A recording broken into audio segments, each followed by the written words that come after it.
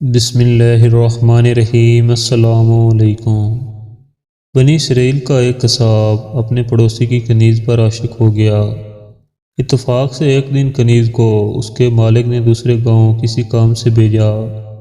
قصاب کو موقع مل گیا اور وہ بھی اس کنیز کے پیچھے ہو لیا۔ جب وہ جنگل سے گزری تو اچانک قصاب نے سامنے آ کر اسے پکڑ لیا اور اسے گناہ پر آمادہ کرنے لگا۔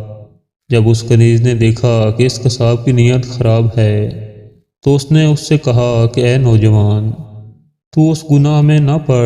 یہ حقیقت ہے کہ جتنا تو مجھ سے محبت کرتا ہے اس سے کئی گنا زیادہ میں تجھ سے محبت کرتی ہوں، لیکن مجھے اپنے مالک کی حقیقی کا خوف اس گناہ کے ارتکاب سے روک رہا ہے۔ اس نیک سیرت اور خوف خدا رکھنے والی کنیز کی زبان سے نکلے ہوئے یہ الفاظ تاثیر کا تیر بن کر اس قصاب کے دل میں پیوست ہو گئے۔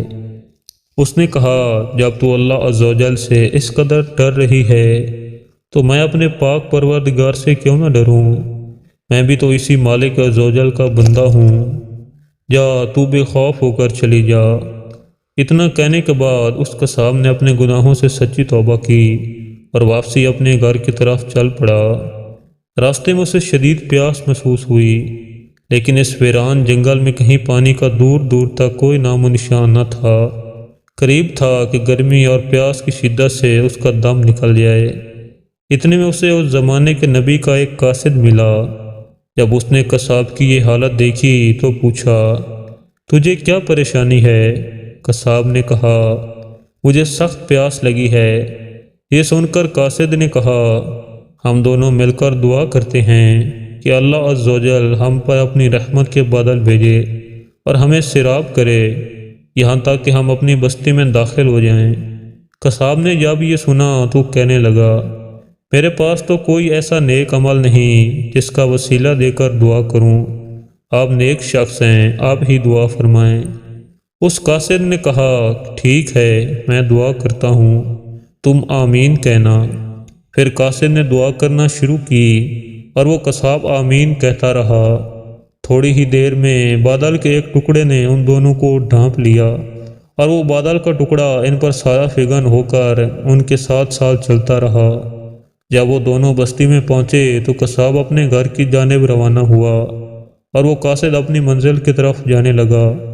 بادل بھی قصاب کے ساتھ ساتھ رہا۔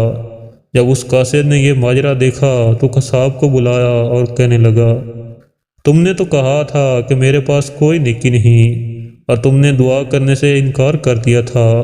پھر میں نے دعا کی اور تم آمین کہتے رہے، لیکن اب حال یہ ہے کہ بادل تمہارے ساتھ ہو لیا ہے اور تمہارے سر پر سایہ فگن ہے۔ سچ سچ بتاؤ، تم نے ایسی کون سی عظیم نیکی کی ہے جس کی وجہ سے تم پر یہ خاص کرم ہوا؟ یہ سن کر قصاب نے اپنا سارا واقعہ سنایا۔ اس پر اس قاصد نے کہا، اللہ عز و جل کی بارگاہ میں گناہوں سے توبہ کرنے والوں کا جو مقام و مرتبہ ہے وہ دوسرے لوگوں کا نہیں۔ بے شک گناہ سرزد ہونا انسان ہونے کی دلیل ہے، مگر ان پر توبہ کر لینا مومن ہونے کی نشانی ہے۔